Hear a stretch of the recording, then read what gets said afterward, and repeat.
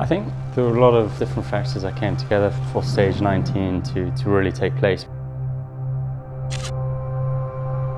At the start of the Giro over in Jerusalem, I'd crashed in the recon of the time trial before the race had even begun.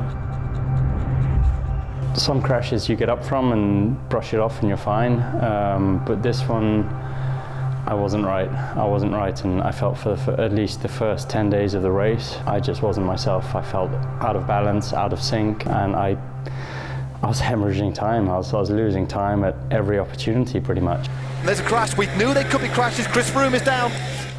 Well, Chris Froome has had a torrid opening to this tour. I found myself coming into stage 19 over 3 minutes down, and I knew it would take something absolutely crazy to turn the race upside down, and it would be a kind of move of almost a suicide move. It would be all or nothing.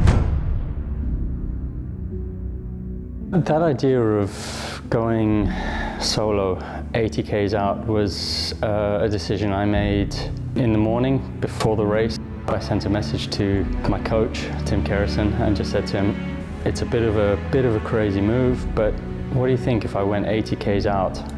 There's only 3 climbs, 2 descents. It's going to be a time trial, and behind they're going to have to sort out a really good chase if they want to catch me, I mean. And he replied, and his reply was a little bit along the lines of, he didn't say no, but he said, listen, it would take a lot of work to do something like that. I mean, it was going to be one of the biggest days on the bike in my life in terms of energy expenditure. So how do I fuel for a stage like that?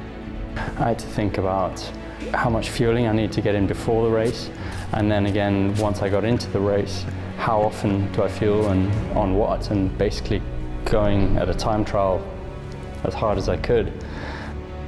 Certainly there were doubts. It's something that could go completely wrong, and you know what, if it doesn't work out, then you lose everything. But on the other side, I was also thinking about it as, well, I'm feeling good, I'm feeling better in myself now. I'm going to get out there and go into time trial mode. As things developed out on the road, Simon Yates had started dropping. He's right near the back, Yates, pink jersey. That's not good, that's not good. We hit the foot of the Finestre, and the team, I asked the guys to ramp it up through all the hairpins earlier on and make the race harder and harder, so for the guys further back, it would have been quite tough already. They're racing this, they're not just riding tempo, they're attacking, they are racing this climb at the top on the hardest section now. Yates was dropped, Dumoulin had started losing teammates already, and I think only at that point did I really believe, okay, I'm going to do this now, this is the moment, it's now or never. Froome now, he goes on the offensive, he goes on the attack over the top of this final climb, and nobody at the moment can go with him. It was just an amazing feeling to see that Dumoulin and the other GC guys, they want on me, and that was where the time trial started. 4 times a winner of the Tour de France, winner of the Vuelta. Is he heading here to Giro d'Italia victory? Once I accelerated and I saw no one come with me, I just thought, stuff it, I'm going to go for it now, all or nothing, and get stuck into this. And even on this descent, he's taking just a few seconds. I wouldn't say I was taking risks on the descent, but I pushed on and went as fast as I could. It was just an amazing feeling to get to the bottom of the descent and into the next valley and just hear that the gap had opened up another 30-40 seconds just in, which is almost for free, if you like, because there's not really much pedaling to do on a descent. It's more about the technique and the lines you take. As the race went on, and that gap went up from 1 minute, 1.5, 2, 2.5, 3, and it was just like, wow, I'm now in reach of the pink jersey and the overall lead of the race. Chris Froome is now the virtual leader, the Maria Rosa of this Giro d'Italia. What a stage it has been. Being out in front just changed and gave me even more, I guess, to fight for, and that was just such an incredible feeling. There he is, still the virtual Maria Rosa on the road. Who would have thought it at the start of today? What a ride here, an epic ride by Chris Froome. Masterful performance, takes the win.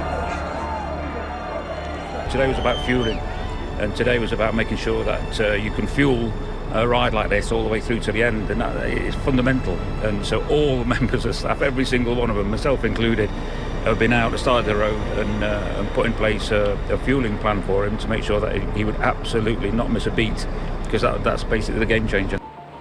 It's certainly not easy to take on that amount of carbohydrates. Every opportunity I had, I'd be putting something else in my mouth, and I think the beta fuel played a huge part in that. Obviously it's just a drink, it's in a bottle, but you get 80 grams of carbs from one bottle, and I think I had 2 beta fuel drinks out on the road, and I literally went into the stage so full already. I think I was just bursting. I felt as if I literally cannot eat any more right now, but thankfully that's the way I went into the race, because certainly when I crossed that finish line at the end, I was completely empty. I had nothing left, so I'm pretty glad that I did fill up in that way.